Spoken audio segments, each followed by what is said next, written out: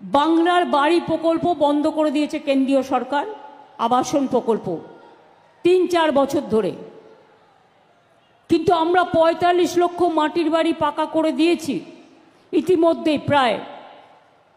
আর এবছরে 12 লক্ষ মাটির বাড়ি পাকা করার জন্য 2টো কিস্তিতে টাকা দিয়ে দেওয়া হয়ে গেছে।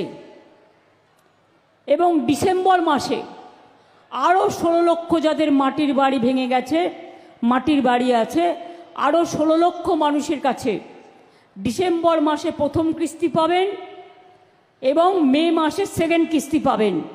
অর্থাৎ 28 লক্ষ বাড়ি আমরা পশ্চিমবঙ্গ সরকার থেকে বাংলার বাড়ি তৈরি করে দিচ্ছি। বাদবাকিও যাদের বাকি থাকবে তারাও চিন্তা করবেন না, এই 28 লক্ষ হয়ে যাওয়ার পরে ফেজ বাই ফেজ সার্ভে করে আমরা বাদবাকিটাও 2-3 বছরের মধ্যে পুরো করে দেব। আপনারা জানেন যেমন আবাসের টাকা কেন্দ্রীয় সরকার দেয় না, আমাদের টাকা অন্য রাজ্যকে দিচ্ছে।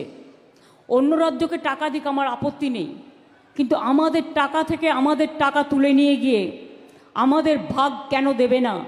এটা বাংলাকে বঞ্চনা, এটা আমরা মানছি না। গ্রামীণ রাস্তার টাকা 3 বছর ধরে বন্ধ।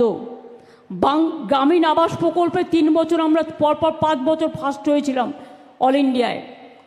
গ্রামীণ রাস্তা প্রকল্পে আমরা 5 বছর ফার্স্ট হয়েছিলাম অল ইন্ডিয়ায়। 100 দিনের কাজেও আমরা পরপর 5 বছর ফার্স্ট হয়েছিলাম অল ইন্ডিয়ায়। তাই হিংসার তো কোনো ওষুধ নেই, দিয়েছে টাকাটা বন্ধ করে।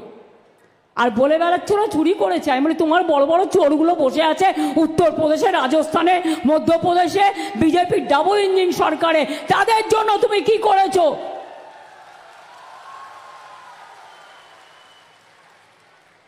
তুমি 100 কতগুলো টিম পাঠিয়েছো। এখানে টিকটিকি কামড়ালেও কমিশন আসে।